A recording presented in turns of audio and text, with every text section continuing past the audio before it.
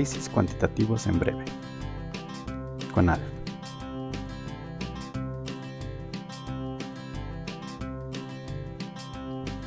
Sabemos que existen diferentes programas computacionales para hacer análisis de datos en psicología. Actualmente contamos con diferentes opciones para hacer análisis y generar nuestros reportes de investigación. Tenemos el SPSS, un software comercial. Tenemos lenguajes de programación como el caso de R. Y tenemos programas de uso libre como JASP y YAML.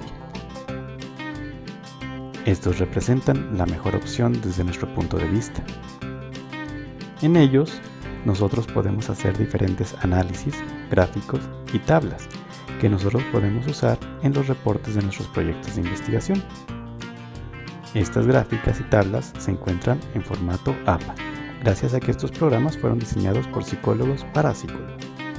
Adicionalmente, tenemos una serie de recursos en Internet que son muy útiles para hacer diferentes análisis y existen diferentes fuentes confiables de información que podemos consultar. No solamente la parte teórica, sino también nos permiten realizar análisis directamente y esto es bastante conveniente e importante.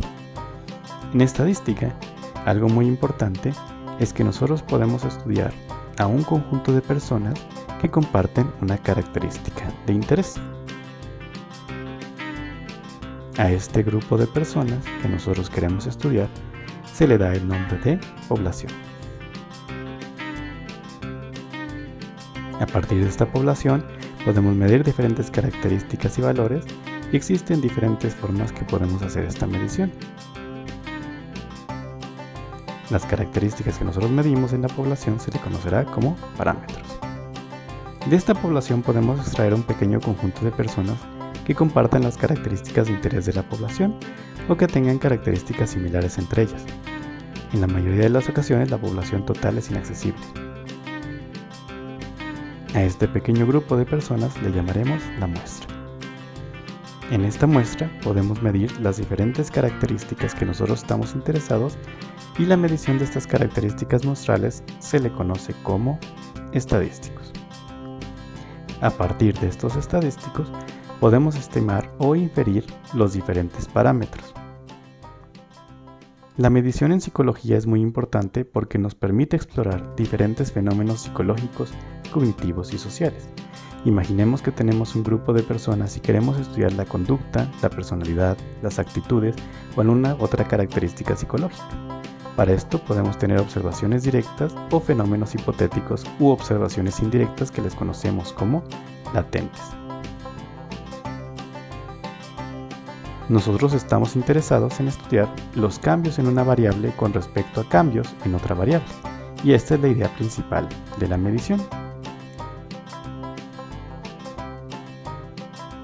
Nosotros, como investigadoras o investigadores, podemos registrar todos estos cambios y reportarlos en gráficos en diferentes valores de la estadística descriptiva. Podemos aplicar diferentes escalas, instrumentos e intervenciones a las y los participantes de nuestro estudio y registrar todas sus respuestas en una bitácora o hoja de cálculo donde podemos vaciar todos estos datos.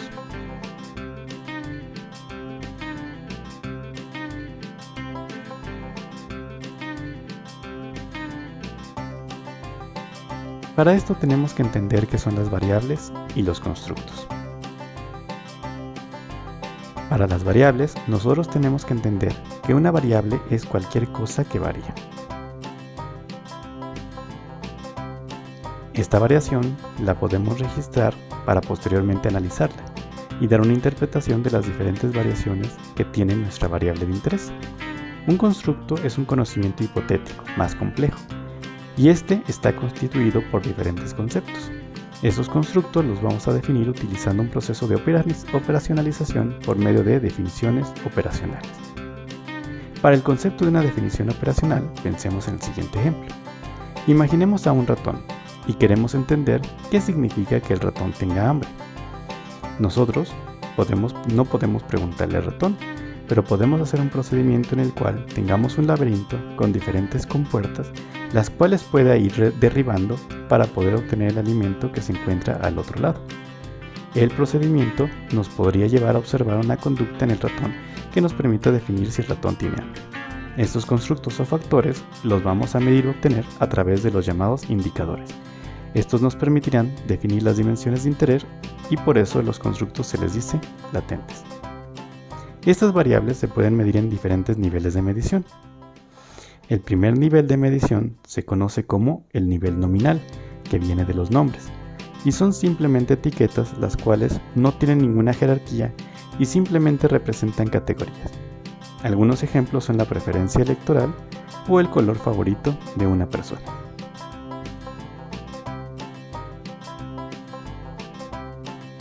El nivel ordinal es categórico pero ordenado o jerárquico. Por ejemplo, el nivel educativo. El nivel de estudios es ordenado, pero la distancia entre cada nivel no es equidistante.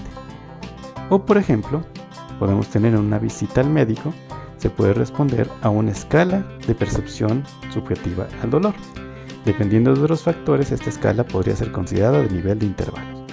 El nivel de intervalos se caracteriza por tener distancias equidistantes entre los valores distintos, pero donde el cero en la escala es un cero arbitrario, como el caso de la escala de temperatura en grados centígrados. Las puntuaciones de ciertas pruebas psicológicas, como las pruebas de inteligencia o personalidad. Finalmente, tenemos el nivel de razón. Aquí el cero ya no es una cantidad arbitraria y representa la ausencia de la característica. Por ejemplo, la escala en grados Kelvin, o podemos considerar el peso o la estatura.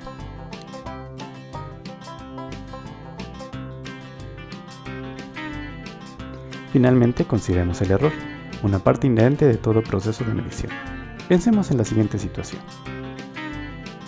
Tenemos a nuestra pequeña hija o hijo y queremos monitorear su adecuado desarrollo.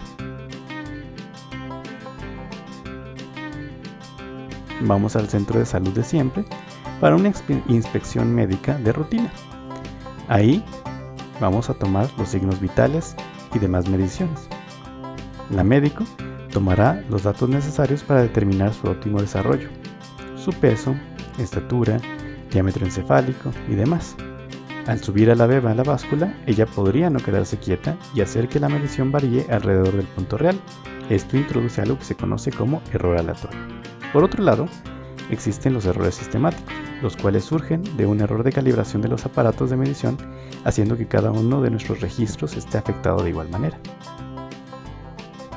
También tenemos datos vacíos o datos atípicos. Pensemos primero en los valores atípicos. Si tenemos una cierta distribución de datos alrededor de un punto central, veremos que hay datos que se encuentran más cercanos y otros cada vez más lejanos. Sin embargo, existirán algunos datos que se encuentren atípicamente lejos del centro, y estos serán llamados valores extremos o datos atípicos. Por otro lado, cuando una persona contesta a un instrumento o escala, ella podría omitir información o dejar algunos reactivos sin respuesta. Esto se considera como datos perdidos o datos vacíos. Los diferentes programas computacionales saben cómo manipular los diferentes datos perdidos. A esto sumemos los conceptos de precisión y exactitud en la medición.